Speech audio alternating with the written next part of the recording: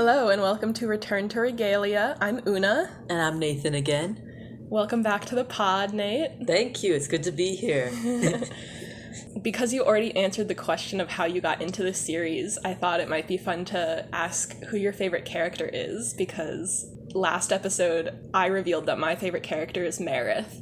Nice. And John said that his favorite character is Rip Red. That is also my favorite character. Yeah. I think you two are not alone in that. I think everyone adores Rip Red. Care to expand on why?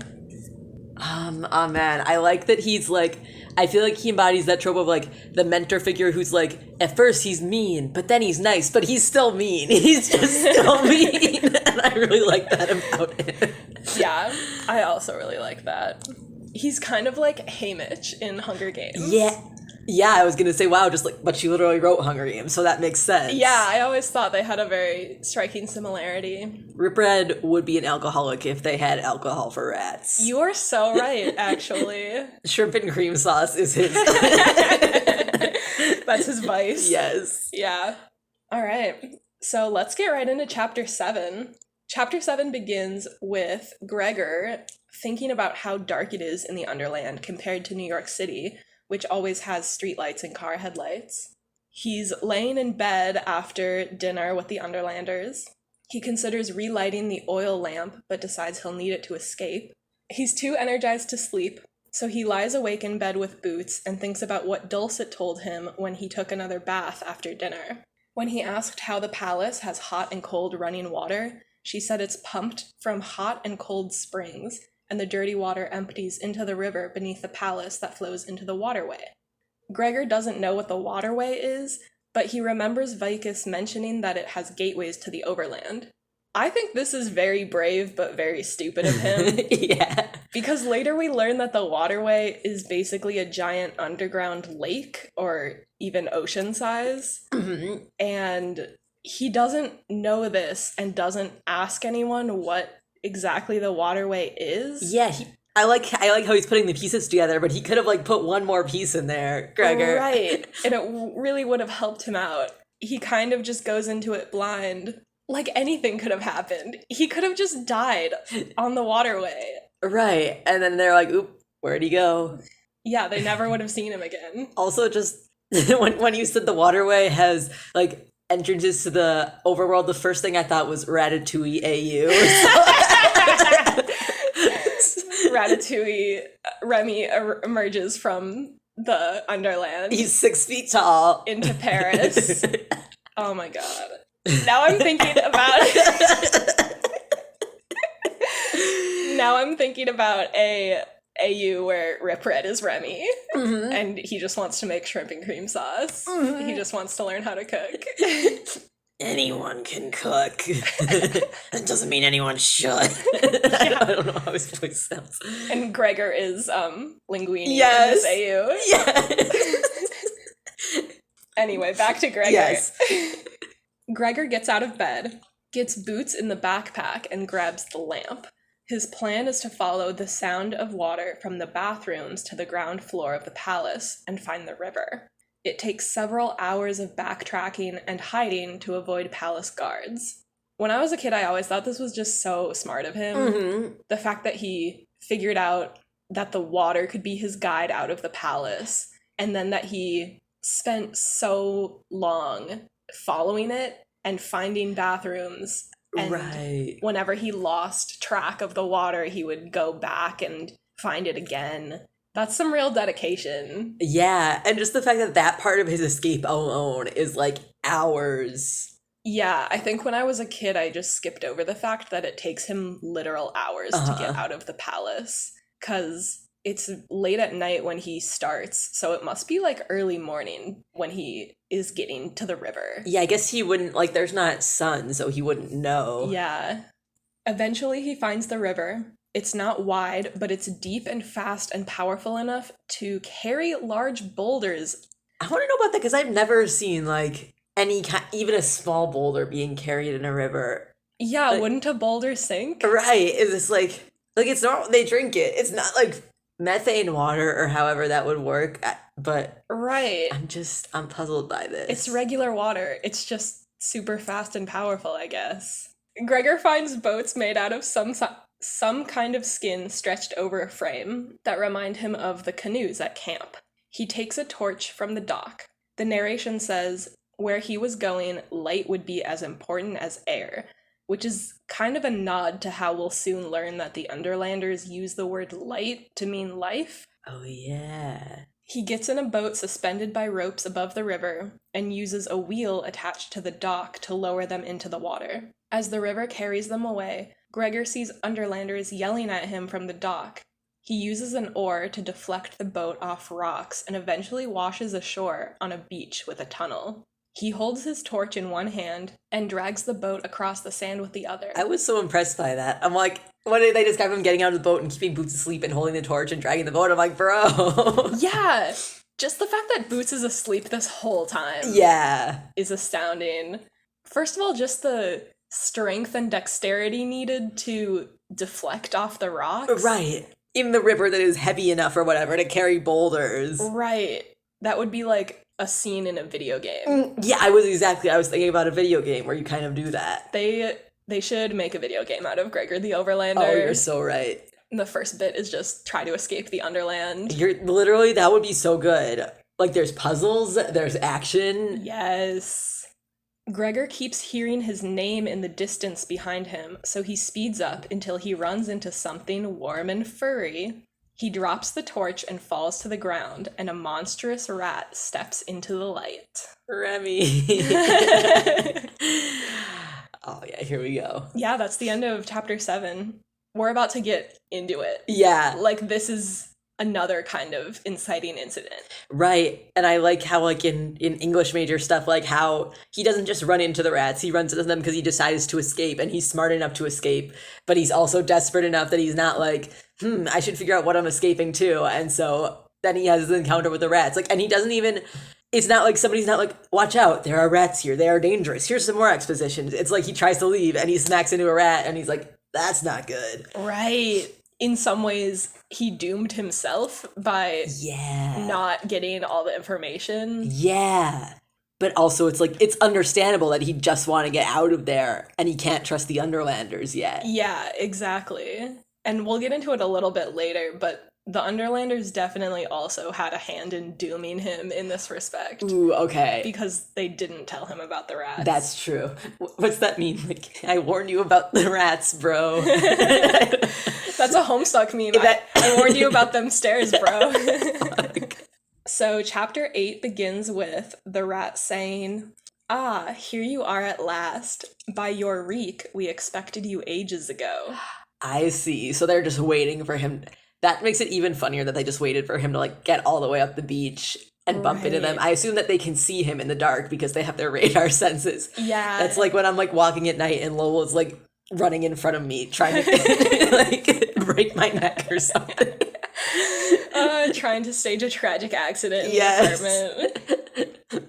I did love how the whole conversation between the rats that follows is all in English, purely to scare Gregor. Oh, you're right. Yeah. Like, if they just wanted to talk to each other, they could have used squeaks. Mm-hmm. But they're talking in English so that Gregor knows how afraid to be. That's so funny. Which is awesome and terrifying. They're just having a blast. They're just like, ooh, we're getting delivery tonight. Yeah, they really are just having the time of their lives messing with him.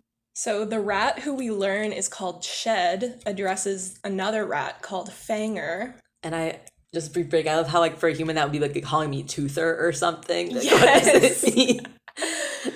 I will do an episode about the rats' names. Yes, okay. Because some of them seem to follow a specific naming convention, but others, like Shed and Fanger, are different. And I'm wondering if Suzanne Collins didn't come up with the naming convention in the first book yet. Because later we learn rats' names like Lapblood and Twitch Tip, and they're like compound words, Rip Red. but like Shed is just Shed. Yeah. Unless that's like a nickname and his full name is something else. Okay, that's what I want to believe, like Shed Blood Yeah. or something. What if his name is Bloodshed? Yes! And they just call him Shed.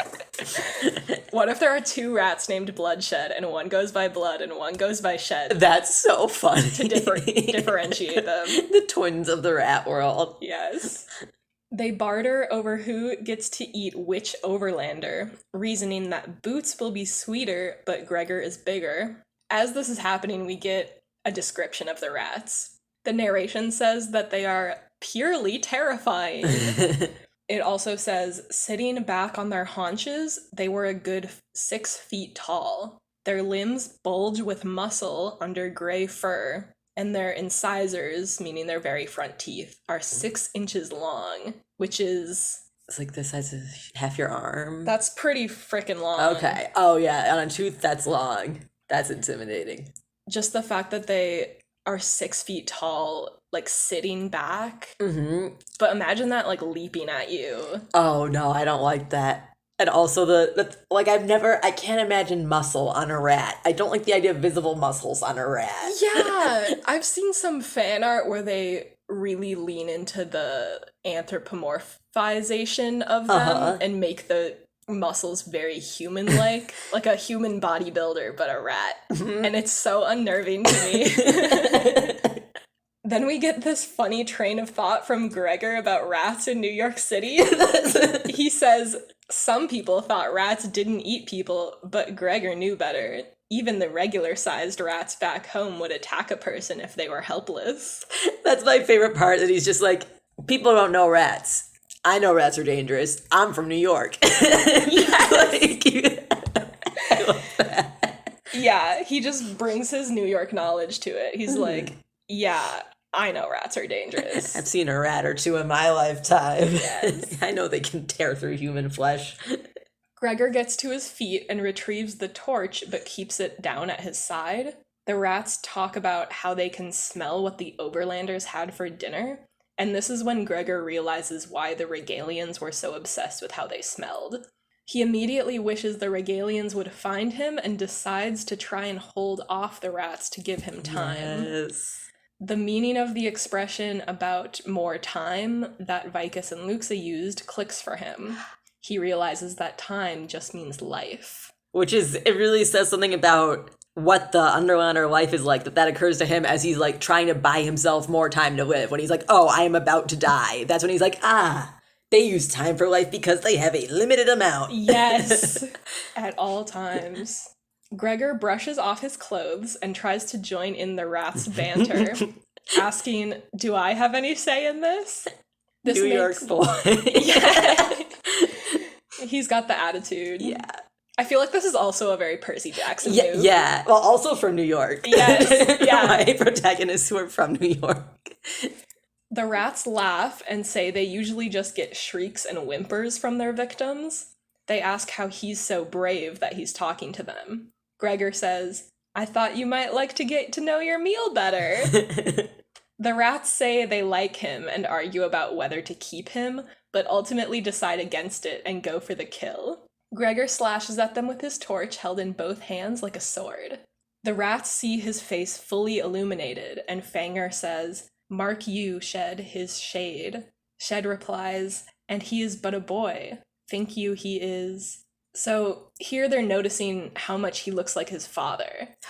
I just thought they meant that he looks like an Overlander. Oh, shit. I think, yes, but I think that they already knew he was an Overlander without seeing his not translucent skin. But I think specifically seeing his skin and his face, they're realizing that he's the son of the guy they have kept prisoner. Nice. They're just like, wow, what a coincidence, huh? Right? Suddenly, a bat swoops in and knocks the rats to the ground, and it's Henry, Meredith, and Perdita to the rescue. Fuck yes. They're all on their bats and wielding swords. They're struggling to avoid knocking into each other in the air, and the rats can leap very high. The narration says, Blood began to stain the beach, but Gregor couldn't tell whose it was, which is very intense immediately. Yeah, true. This is kind of the first taste of how violent these books are going to get, because this is only the beginning. This fight, compared to later fights in the book, is very tame, and it's still terrifying. Henry yells at Gregor to flee, but he doesn't know where to go, and he doesn't want to leave the Underlanders when they're only here facing the rats because of him. Shed catches the wing of Marith's bat. I think we don't learn her name until a later book, but Marith's bat's name is Andromeda. Oh, yes. Okay, I know Andromeda. Perdita comes in to help. Fanger gets her bat, and she hits the cavern wall and gets knocked out. I don't think we ever learned Perdita's bat's name. I just always think of her as like the dog from 101 Dalmatians. Is there a dog named Perdita? Yeah, it's Pongo, and I thought it was pronounced Perdita, but it's Pongo and Perdita. That's so funny. Right? I guess I just haven't seen that movie recently. No, yeah. Well, we can pretend that Perdita's bat is speckled like a Dalmatian. Yes. Okay. So the narration says, Gregor didn't remember thinking of his next move. It just happened. Dun, dun, dun. I think this is the first hint of his Rager powers. Right, because, like, we actually learn about it in the gym scene, right, where he hits all the balls with the stick. Yeah, which is next book. Oh, I thought it was this book. Okay. No. Do we even know we meet Ripper in this book, right? Yes, okay. we do. Okay. Yeah. In a handful of chapters, we meet him, but the whole Rager thing, just does not get introduced until the second book, and we don't hear the word Rager until much later in the second book. Nice. Yeah.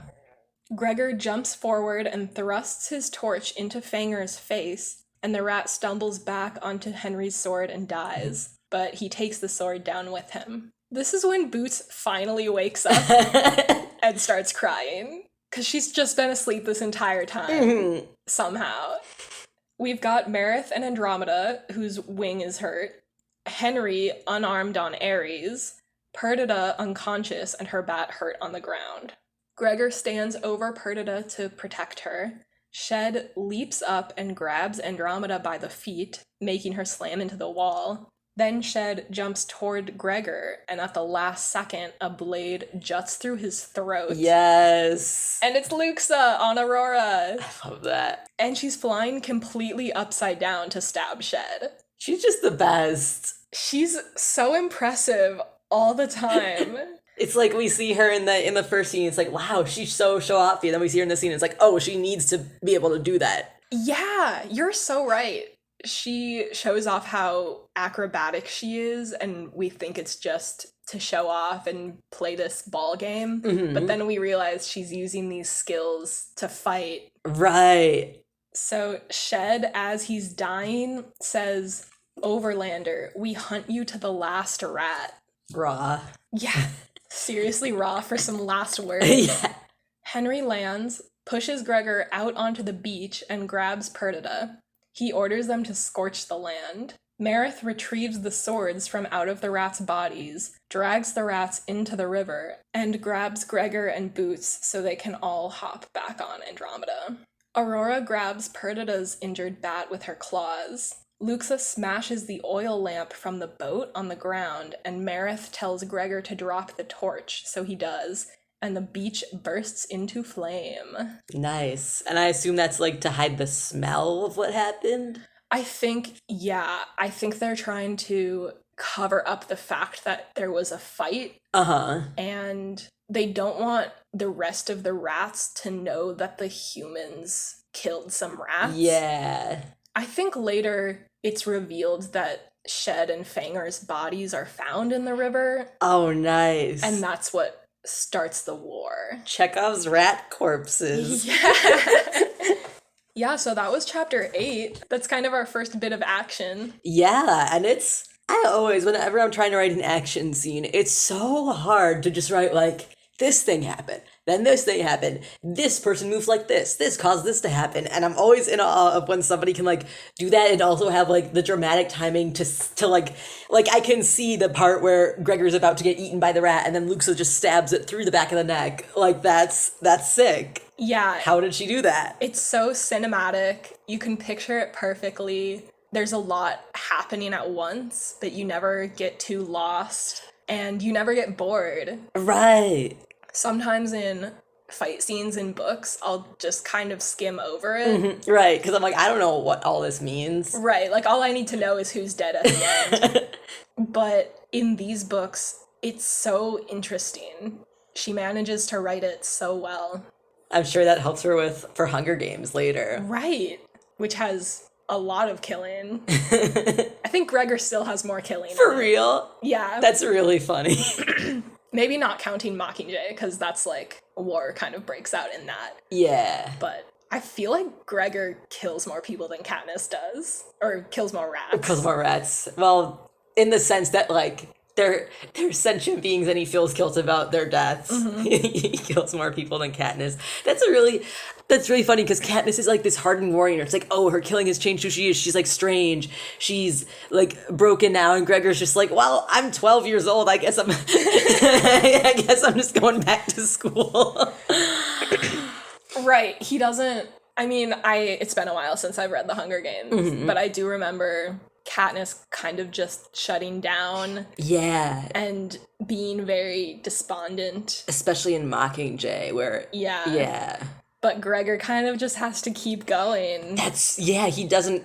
We don't really see him... Well, he has the time between the books to recover, but we don't ever see him inactive for a long period of time during the books. Right. So maybe during the school year, he's just having his Mockingjay moment of, like, just, like, being in a room. I think you're right.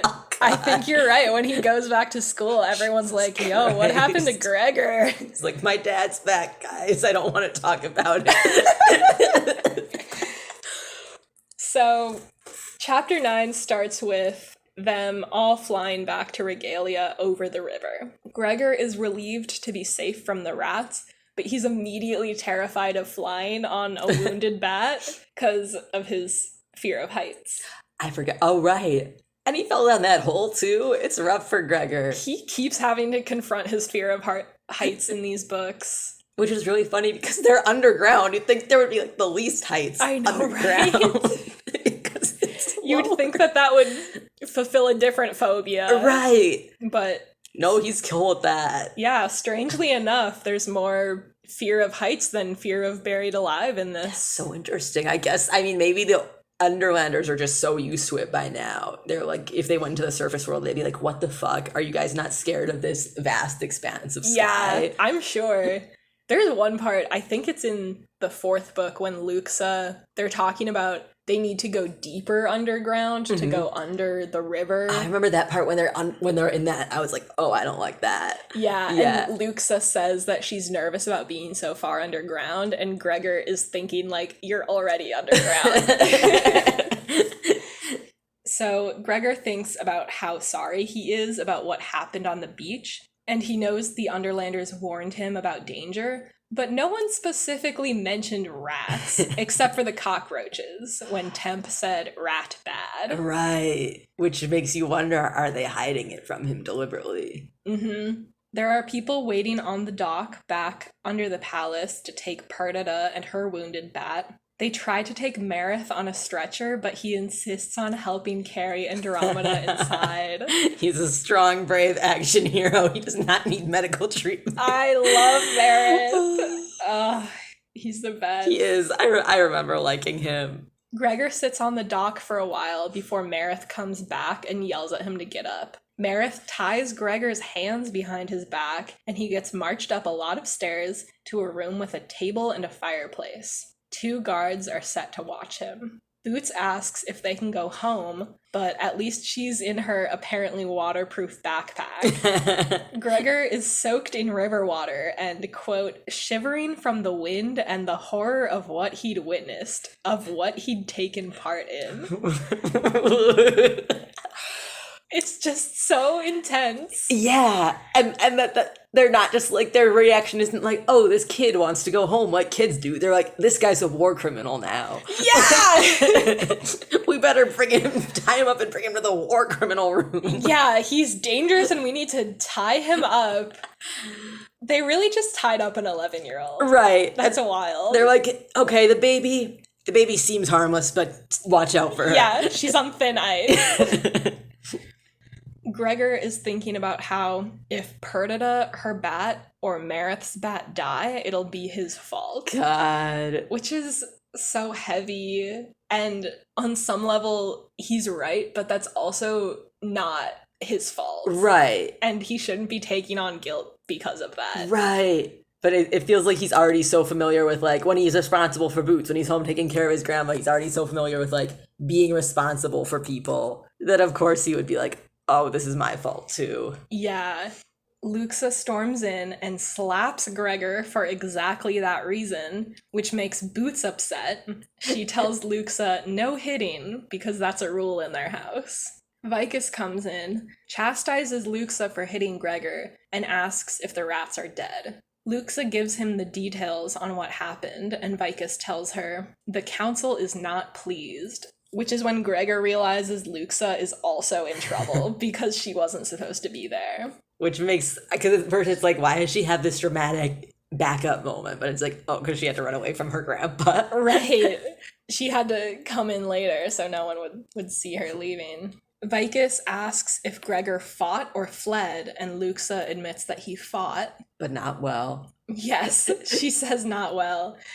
Vicus admits that he has courage and tells the guards to free Gregor's hands. Vicus orders the kids to the table, and they sit as far from each other as possible. Gregor gets Boots out of the backpack and puts her in his lap, thinking, I guess after tonight, Boots won't think the whole world is her friend. Which makes him sad, but he figures she had to find out at some point. Oh, which is so sad. So sad. There's a whole recurring motif of Boots finding out more and more about how evil the world can be. Right. And there are all these learning moments throughout the books where Boots has to learn about danger or about death, and Gregor is always so sad about that, but he always thinks, well, she had to find out at some point.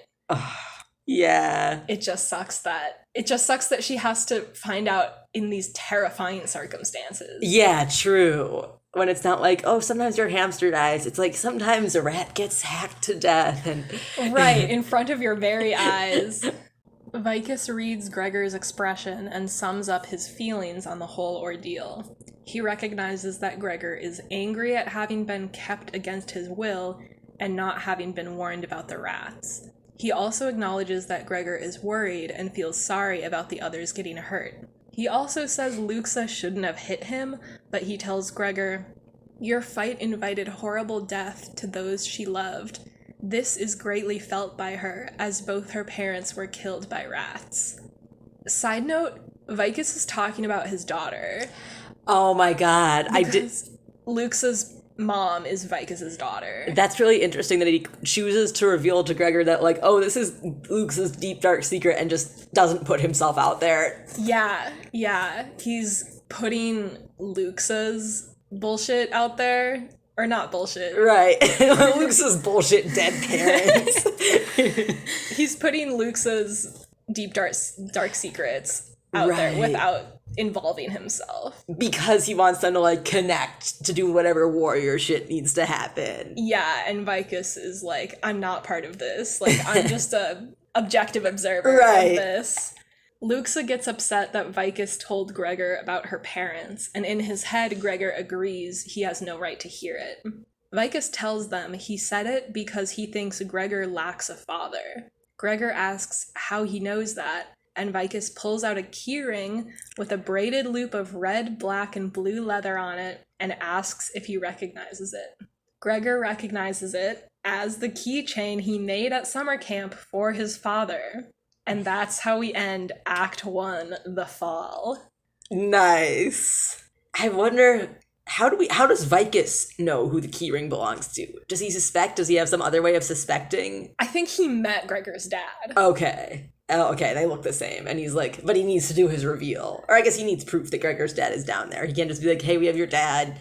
Well, I think that Vicus, on some level, is trying to not give Gregor false hope.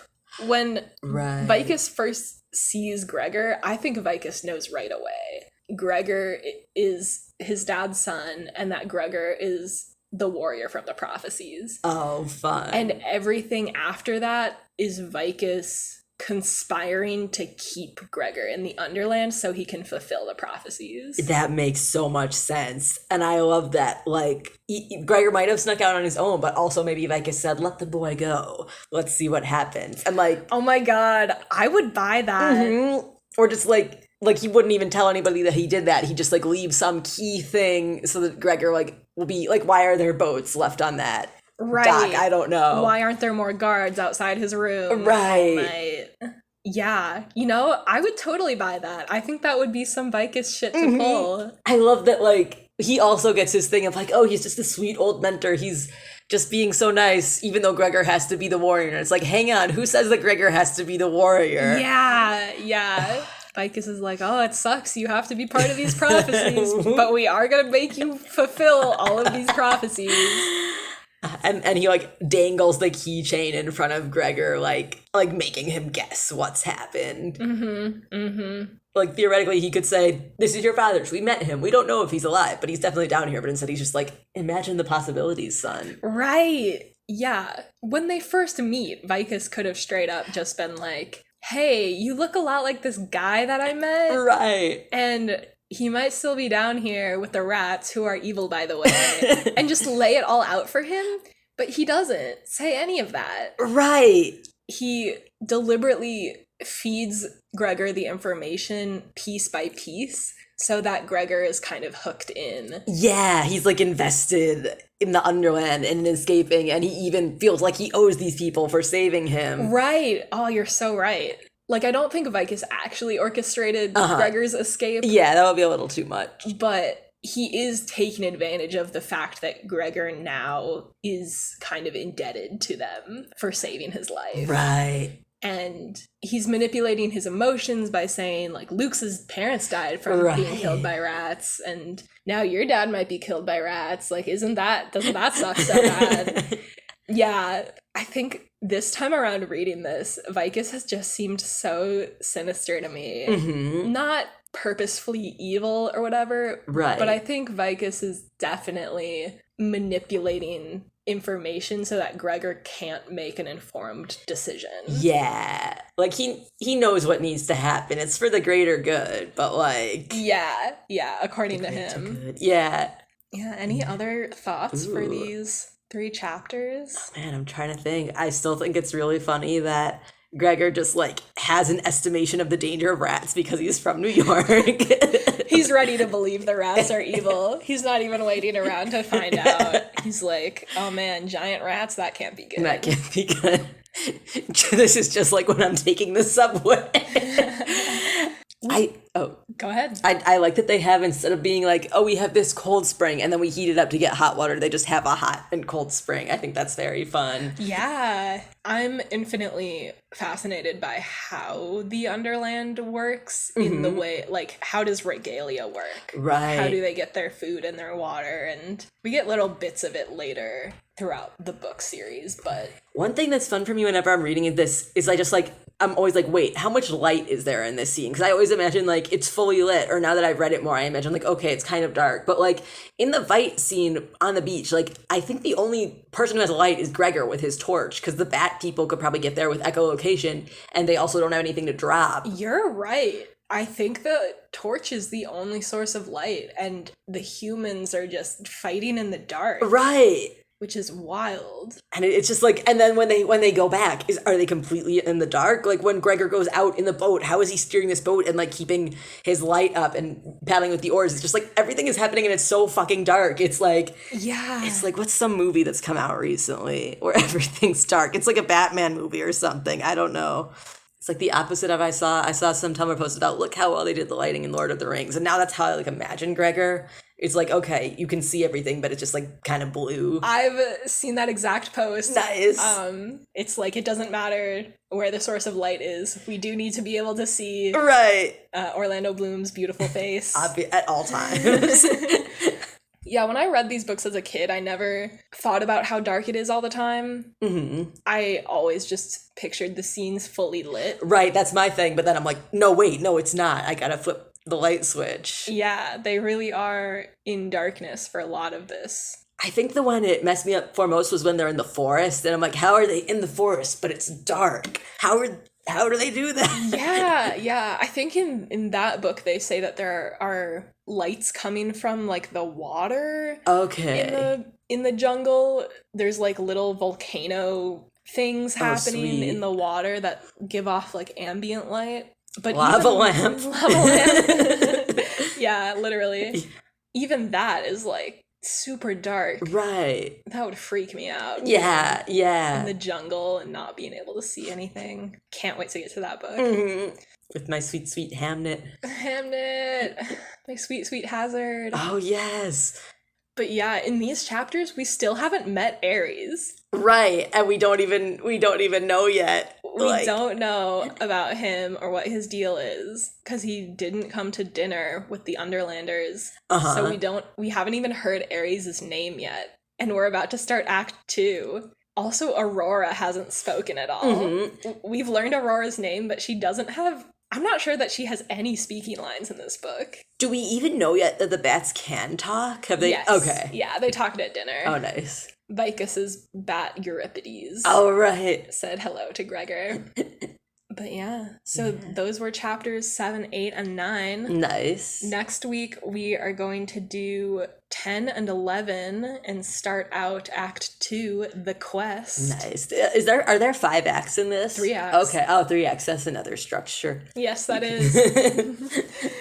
Yeah, next chapters, we're going to get some prophecies. Yes. We're going to get some quest stuff. But yeah, that's it for this week. Follow us on Tumblr, Twitter, and Instagram at Return to Regalia. Email us at returntoregalia@gmail.com. Throw bricks through our window. That's our address. And follow me to work and cut off my head. You can do that to Nate. Leave me out of it. But until next time, fly you high. Fly you high.